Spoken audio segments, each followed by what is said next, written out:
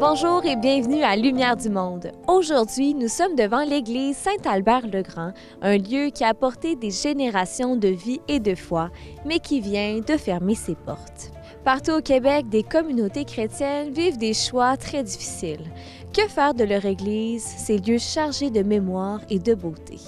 Dans cette émission spéciale, on vous propose un documentaire exceptionnel qui nous invite à regarder autrement notre patrimoine religieux. On peut le voir comme une richesse à partager et comme un appel à bâtir l'avenir ensemble. Restez avec nous, il y aura des trésors cachés, des visages passionnés et peut-être une lumière pour demain. Bonne émission!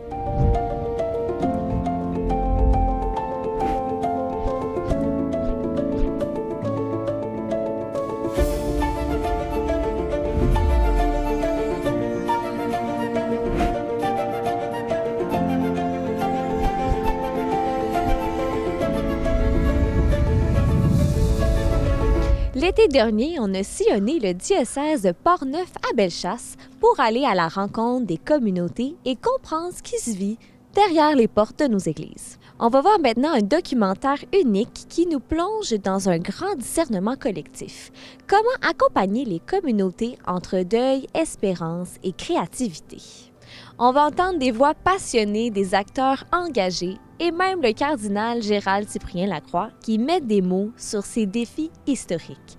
Derrière chaque pierre, il y a une histoire et derrière chaque histoire, une mission qui continue. Il fut un temps où chaque village avait son clocher, où les cloches rythmaient les jours, les saisons, les vies. Aujourd'hui, certaines se sont tues, mais leur écho résonne encore. C'est très important dans une vie d'avoir une histoire qui a rapport à la population et les églises en font partie. Alors l'Église, c'est une enveloppe qui raconte quelque chose, mais des fois, au-devant des petits trésors, on découvre tout un monde qui nous permet d'aller encore plus loin dans l'histoire religieuse du Québec. D'abord, l'Église, elle est très belle, elle est originale. Dans cette Église, il y a un esprit spécial. Quand les gens viennent, ils nous disent ça. Moi, j'admire les gens qui tiennent à leur Église. Et je leur rappelle toujours qu'elle est là parce qu'au départ, au point de départ et aujourd'hui, il y avait et il y a une communauté dans laquelle elle vit, cette Église-là. La grande Église avec un E majuscule a besoin d'une petite Église avec un E minuscule. J'ai le privilège de vous inviter à venir visiter l'Église de Beaumont avec toute sa beauté et son histoire. Il arrive souvent que des fois des gens, durant la période estivale, s'aperçoivent que l'église est ouverte. La première chose, des fois la première question qui se pose, c'est « peux-tu rentrer ?» C'est sûr que nous, quand une église est ouverte, c'est une maison accessible à tous et à toutes. Et c'est une maison, je dirais à quelqu'un qui rentrerait là, pour la première fois dans une de nos belles églises patrimoniales, parce qu'il y en a de tout ordre, il y en a de toute époque, mais dans celles plus anciennes, d'abord, savoir que c'est la maison de prière, c'est la maison de Dieu, c'est la maison de prière, et tout ce qu'elle va trouver dans ce bâtiment-là va venir, d'une manière ou d'une autre, selon les époques, exprimer cela. Nos fenêtres ont des feuilles de lys. Alors, on n'a pas de vitraux, mais ces fleurs de lys, vous voyez, quand il fait soleil, elles se reflètent sur l'encadrement des fenêtres, ce qui est vraiment quelque chose de sympathique. Le corpus de Louis Jobin de 1892 était à l'origine au cœur du cimetière de Deschambault, juste à côté, et on l'a déménagé ici pour plus qu'il souffre des intempéries. C'est de voir le Sacré-Cœur qui nous regarde, on dirait qu'il nous parle, puis que moi, c'est moi qui s'occupe de l'église, je me tiens en arrière, puis je n'écoute même pas le curé, je fais rien qu'à regarder le Sacré-Cœur. Si on remarque que la façade de l'église n'est pas en pierre jusqu'en haut, quand on commençait la construction, les ouvriers se sont aperçus que ça calait. Alors, parce que c'est un sol argileux, il y a un architecte qui a trouvé la solution de mettre l'église sur pilotis.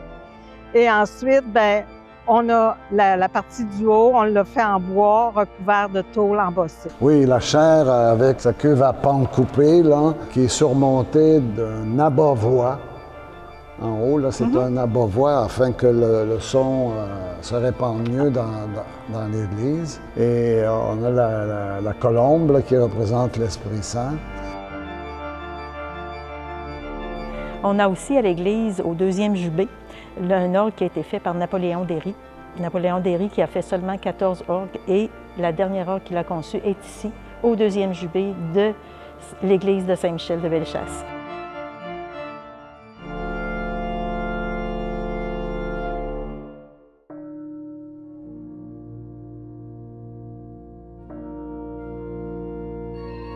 Beaucoup de communautés sont en réflexion ces années-ci et font face à des choix difficiles.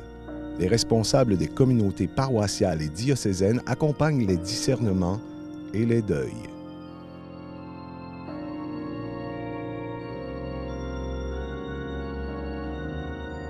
On y croyait, on n'y croyait pas. Alors, à un moment donné, ça s'est confirmé.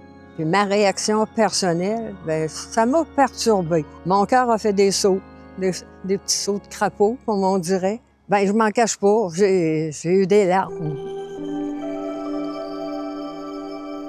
L'image de la maison familiale qui a bien servi une famille, puis qui devient un jour subitement trop grande, parce que les gens, le couple se retrouve seul, les parents, ou un des deux parents est décédé, l'autre reste seul. C'est une image que j'utilise beaucoup lorsqu'on doit malheureusement fermer une église. Et je m'aperçois que ça touche les gens dans leur réalité. Et les communautés font à ce moment-là ce que font les gens quand ils arrivent dans de pareilles situations en disant qu'est-ce qu'on peut faire. Et parfois, la solution, c'est de ne quitter cette maison. C'est toujours un défi d'accompagner une communauté chrétienne là, quand on ferme une église, d'autant plus que pour moi personnellement, je m'étais dit quand je suis arrivé les premières années, c'était tellement vivant dans cette église-là, Saint-Albert-le-Grand, je dis c'est elle qui va fermer en dernier. Je m'étais dit ça, mais la vie s'en est changée autrement. J'ai pris la nouvelle comme une très grande perte dans la mesure où l'église Saint-Albert-le-Grand a été la toute première église qui m'a accueilli en tant qu'immigrant il y a 7 ans. Je déposais mes valises ici et le lendemain, je m'étais déjà retrouvé à l'église Saint-Albert-le-Grand. J'ai été accueilli par le curé et une semaine après, la communauté Famille Myriam de Bethléem m'a également accueilli et m'a permis une belle intégration dans la communauté. Le choix de conserver une église est un choix complexe, j'allais même dire délicat. J'ai été chancelier là, dans les 14 dernières années et j'ai vu beaucoup évoluer les critères. Il y en a plusieurs. Le premier élément, d'abord, c'est que la décision revient à la communauté chrétienne. Donc, depuis 4 ou 5 ans, et même plus, toutes les communautés chrétiennes regroupées dans les unités missionnaires et en paroisses qui ont été renouvelées ont été invitées d'abord à faire ce qu'on appelle un plan directeur immobilier, c'est-à-dire essayer de projeter dans le temps les usages pastoraux, qui sont d'abord le critère premier, qu'on devra préserver dans l'avenir. Et à partir de cela, ils arrivent à des décisions difficiles qui ont été de déclarer des bâtiments excédentaires. Et là, pour déclarer un lieu excédentaire, là, il y a une série de critères. Les gens vont regarder le carnet de santé, l'état du bâtiment. Il y a le critère, bien évidemment, de la valeur patrimoniale. Dans plusieurs municipalités, dans plusieurs régions, il y a eu des classements qui ont été faits sur la haute valeur patrimoniale. Parfois, on apprend qu'il y a un élément de l'Église qui doit être préservé. Des fois, c'est l'Église en entier. Parfois, c'est l'orgue. Donc, il y a déjà là des nuances à faire. Donc, c'est tous des critères qui font que chaque Église devient presque un cas d'espèce. Des fois, c'est la proximité aussi ou la situation de l'Église. Il y a des églises qui sont le cœur d'un village. Et parfois, les gens disent on ne peut pas fermer ce lieu-là parce que c'est le cœur de notre vie sociale, même pour ceux et celles qui ne sont pas croyants. Donc, tous ces critères-là doivent être pris en compte. Donc, ça va à l'évidence que c'est le milieu qui doit prendre la décision. L'église de Grondines, ici, représente pour les gens du village une partie importante de leur vie. Ici, c'est un petit village. Les gens se connaissent beaucoup et puis il y en a plusieurs qui sont encore présents dans le village, qui ont participé à l'entretien de l'Église, puis à la faire valoir, et puis pour aussi les messes et tous les événements religieux dans la communauté. Nous autres ici, on a le cimetière à côté, l'école, le terrain de la fabrique, tout ça est relié. Alors les gens sont bien attachés à leur noyau de village. C'est pour eux autres très important. Accompagner la communauté, c'est prendre le temps. On a fait des cafés-rencontres. Évidemment, il n'y avait pas beaucoup de gens qui se présentaient, mais le principe d'être accessible. Et tous les prêtres de l'équipe, on s'était organisés dans le processus qu'avant la messe et après la messe, on restait toujours disponible pour des contacts personnels. On sait que ça fait vivre des émotions. Il faut que les gens les nomment. Ils ont des questions, des fois des pistes de solutions qui sont réalistes, des fois moins réalistes, mais les entendre, garder une ouverture. Et donc, on a fait comprendre à l'ensemble des églises de l'unité missionnaire que tout le monde, on était dans le même bateau et que même si, là, Saint-Albert, à cause de l'affaissement de sol, c'était plus évident qu'on ne pouvait pas garder l'église, on a fait une réflexion ensemble, le PD, le plan directeur immobilier, pour constater, dans le fond, que sur cette église, on avait financièrement juste le moyen d'en soutenir 2. Fait que là, c'est la première qui ferme, mais il y en aura d'autres qui devront fermer. Et on a essayé d'être inventif pour trouver des pistes de solutions positives, là. Mais c'est ça, la réalité. Et même, on est allé plus loin, on a dit aux gens, est-ce qu'on a encore les moyens d'être propriétaires de nos lieux de culte? Ça pourrait arriver dans un contexte missionnaire qu'on soit obligé de louer des espaces pour célébrer. Et pourquoi pas dans mesure où la mission d'annoncer l'Évangile reste première. C'est ça qu'il faut préserver. Mais évidemment, c'est facile à dire comme ça, mais quand on parle de fermer son Église, ça fait un pincement au cœur.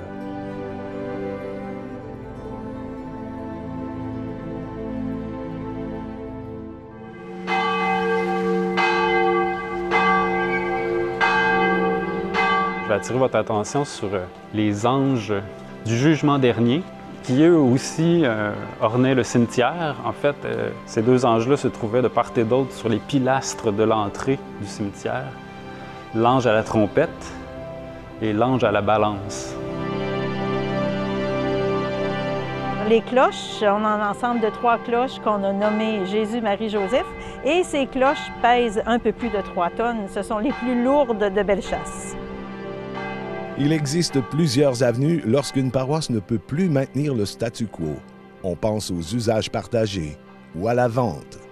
Il existe de très nombreux cas de figure. On cherchait depuis des années à faire quelque chose pour utiliser davantage l'Église qui malheureusement est fermée en semaine et qui sert beaucoup moins qu'avant. Alors, finalement, on est tombé sur une idée géniale de faire une salle communautaire pour les gens d'ici. Ça a été fait par des bénévoles de Saint-Charles qui ont fait la menuiserie, la peinture et tout ce qui pouvait être fait par des bénévoles, puisqu'on a fait de notre mieux pour que cet agrandissement intérieur-là s'harmonise bien avec l'Église. Ce qui fait que quand on est dans cette Église-là aujourd'hui, on a l'impression que ça a toujours été fait comme ça.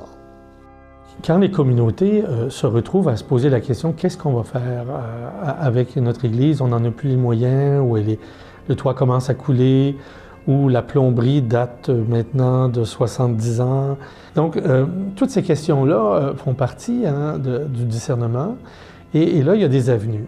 Historiquement, la première avenue qui s'est développée assez rapidement, il y a 25 ans, a été de l'offrir aux municipalités.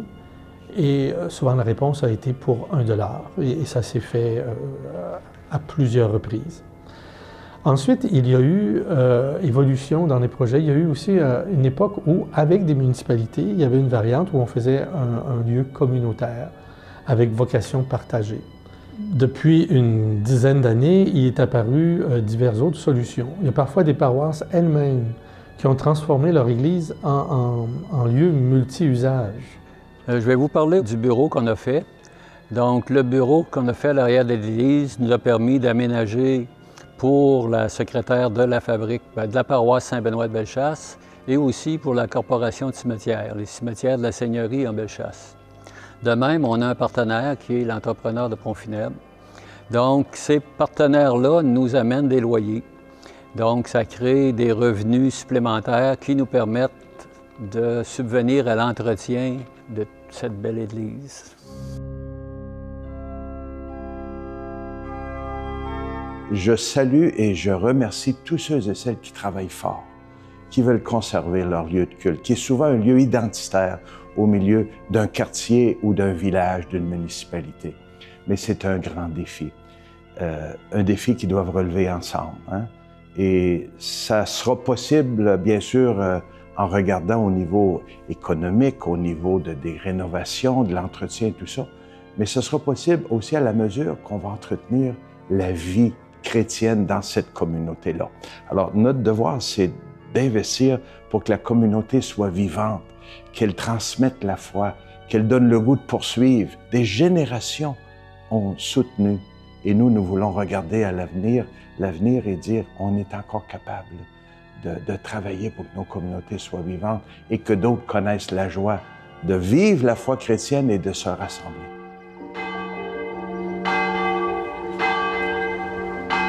Le patrimoine religieux est un héritage et une chance. Les communautés font appel à toute la population pour continuer de le valoriser, de le passer aux prochaines générations. Ce qui attire beaucoup les gens, nos visiteurs, c'est surtout de voir la voûte. Cette voûte-là contient des rosaces. Alors, à la demande de Bercier, il avait demandé aux paysans, je vais vous faire un modèle, parce que tout ça est en bois, qui a été fixé par la suite dans chaque carreau. Et les paysans avaient cette grande fierté de leur église. Ils en ont fait tellement que Bercier a eu le bonheur de pouvoir en placer dans tous les carreaux. C'est fait à la main et dans la façon dont ils travaillaient, ils n'avaient que des couteaux. Alors, on disait, ils vont gosser des rosaces.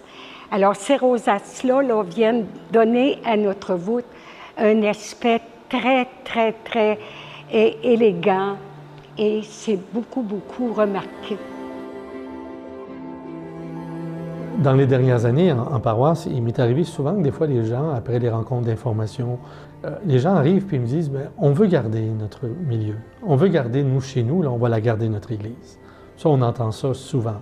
C'est sûr qu'à ce moment-là, il faut faire la vérité avec le milieu et de regarder, mais est-ce que c'est votre projet à vous ou c'est celui de la communauté d'abord? Et est-ce que la communauté va être suffisamment large pour soutenir ce milieu-là? Et dans les projets que j'ai vus qui ont fonctionné ou qui fonctionnent actuellement, il faut toujours élargir la réflexion à ceux et celles qui ne sont pas nécessairement des utilisateurs réguliers de l'Église. Je pense que si on veut redynamiser les communautés, il faut travailler avec les gens du milieu. Ce ne sont pas des gens qui pratiquent la messe du dimanche, mais ce sont des gens généreux qui s'impliquent. Ici, il y a des activités qui se font, il y a des repas qui se font, il y a des fêtes qui se soulignent où l'Église n'est plus présente. Fait que le sentiment d'appartenance entre le pasteur et la communauté s'est perdu. Moi, je pense que c'est très exigeant pour les prêtres aujourd'hui qui croient à la nouvelle évangélisation. Si on est là juste pour dire la messe, et c'est malheureux, peut-être des fois c'est ça. On dit, ils ont juste à venir, c'est la messe. Non, la messe est un aboutissement. Il y a des liens à créer de fraternité. Moi, je pense que c'est là qu'il faut être présent. Mais c'est exigeant. Donc, cet élément d'union entre l'Église et la communauté locale doit passer par une présence aux activités. Ça ne veut pas dire de négliger nos liturgies. Au contraire, la liturgie est un lieu de rassemblement. Mais si l'équipe mise seulement pour des belles liturgies, et qu'elles oublient qu'il y a des handicapés, qu'il y a des personnes âgées, qu'il y a des lieux d'aller se rassembler, on passe à côté. Alors à ce moment-là, quand on se présente à une table de concertation avec des élus municipaux ou avec les organismes du milieu, ils ne nous connaissent pas. Et il faut se faire connaître. Et je pense qu'il y a de l'ouverture en autant que nous aussi, on a de l'ouverture. Nos lieux de culte sont beaux, mais ils peuvent être réutilisés tout en respectant le lieu sacré pour autre chose. Alors, dans notre Église, nous avons l'exposition Patrimoine et tradition qui a été conçue par M. Daniel Pouliot et sa conjointe. Et c'est la 4e année qu'on a cette exposition dans notre Église. La collection appartient à la municipalité de Bellechasse et la Fabrique accepte généreusement d'héberger cette collection dans l'Église. Quand on a de jeunes enfants qui viennent voir l'exposition, on a un petit animal de cachet de chacun des côtés pour apporter le petit côté ludique et intéresser les enfants. Le but de M. Pouliot était naturellement de transmettre l'histoire du Québec.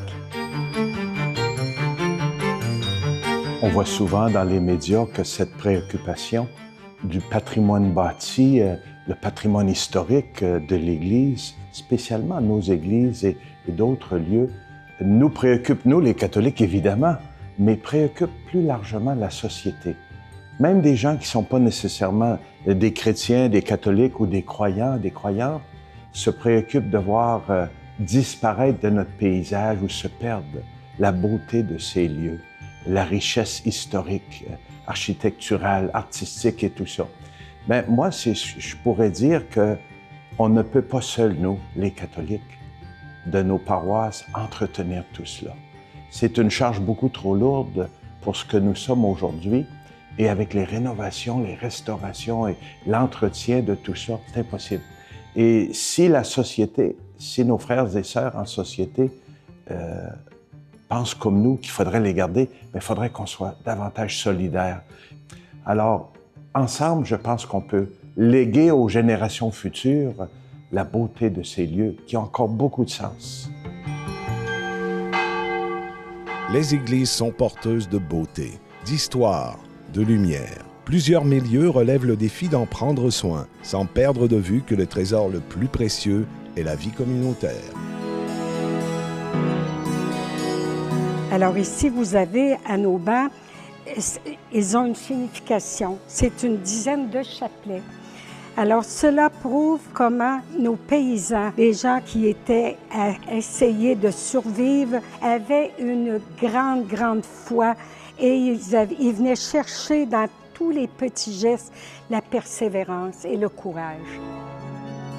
Lorsqu'il y a eu la planification stratégique de 2020, on avait annoncé à différents milieux que la situation était plus ou moins bonne.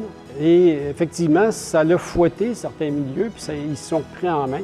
Saint-Michel de Bellechasse, on était vraiment sur un déclin, mais il y a eu une grande prise de conscience. Et il y a eu beaucoup d'efforts qui ont été mis pour redynamiser le milieu. Et si bien qu'aujourd'hui, on n'est plus un milieu en danger. Aujourd'hui, notre perception de l'Église est un peu plus différente. L'Église Grand E. Ce n'est plus un bâtiment aujourd'hui, mais l'Église, c'est nous-mêmes. C'est la communauté, c'est le rassemblement, c'est les réalités que nous vivons entre nous. Parce que c'est autant moins s'occuper de bâtiments que de s'occuper de notre mission réelle, qui est l'évangélisation.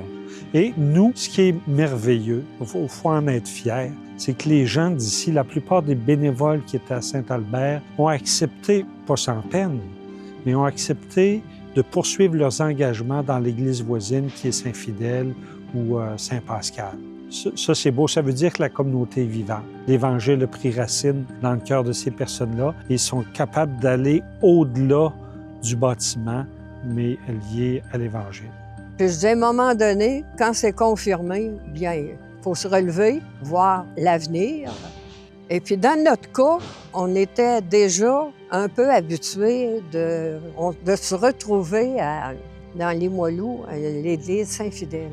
J'ai embarqué, moi, tout de suite. Alors, mon mari a suivi. On s'est adapté, si on veut dire, à l'église, déjà satisfait, puis déjà chanceux de pouvoir au moins avoir un endroit qui s'appelle l'église, quoi. À l'occasion du 300e anniversaire de Deschambault, nous avons invité l'artiste Éric Lapointe à réaliser une œuvre pour réinterpréter le travail de Louis Jobin sur les pilastres du cimetière. Alors, ne manquez pas votre chance de vous positionner sur la pastille afin de découvrir ou redécouvrir les anges du jugement dernier. Il y a plusieurs organisations qui se réveillent en ce moment, qui sont en train de se mobiliser, d'autres qui le font depuis plusieurs années. On sent que les choses vont aboutir, on sent qu'on va avoir des solutions heureuses pour plusieurs des anciennes églises de notre territoire. Je pense à Saint-Léonard de Portneuf et Rivière-à-Pierre qui ont eu les deux en 2024 l'appui du CPRQ pour des études, pour réfléchir, pour aller pousser plus loin la réflexion pour un projet qui va être périn, parce que c'est ce qu'on souhaite avec la requalification des églises. L'essentiel, c'est que ce soit périn. Ça se passe. Il y a des choses qui se passent dans Portneuf, puis c'est très encourageant. Ça nous donne un brin d'espérance de voir que le gouvernement du Québec a mis sur pied un nouveau comité pour réfléchir à cette question-là. Et je pense que c'est le désir, de façon générale dans la société, qu'on voit ensemble comment on peut faire avancer ce dossier-là, y réfléchir ensemble et de voir comment on va le porter. En tout cas, ça nous donne de l'espérance de dire qu'on pourra peut-être être des collaborateurs pour trouver des solutions pérennes, des solutions acceptables et qui réjouissent tout le monde.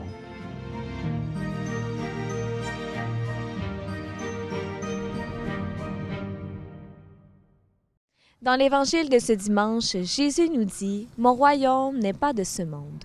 Une parole qui résonne fort quand on passe à nos églises. Parce que le royaume de Dieu, ça ne se limite pas à des murs, même les plus beaux.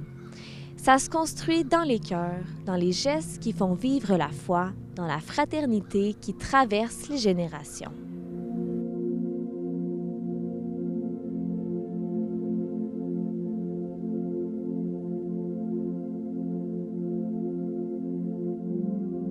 Aujourd'hui, on a vu des communautés qui portent un deuil, mais aussi une espérance.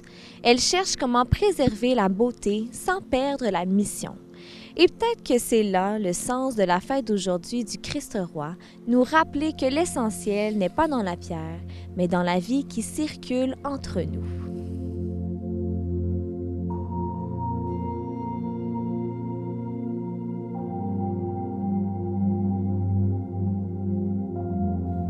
Alors cette semaine, pourquoi ne pas poser un geste qui bâtit ce royaume? Une visite à quelqu'un qui se sent seul, un mot qui redonne courage, un temps pour prier, parce que c'est là que le Christ règne, dans l'amour dont il est la source. Bonne semaine à vous et osons porter la lumière autour de nous.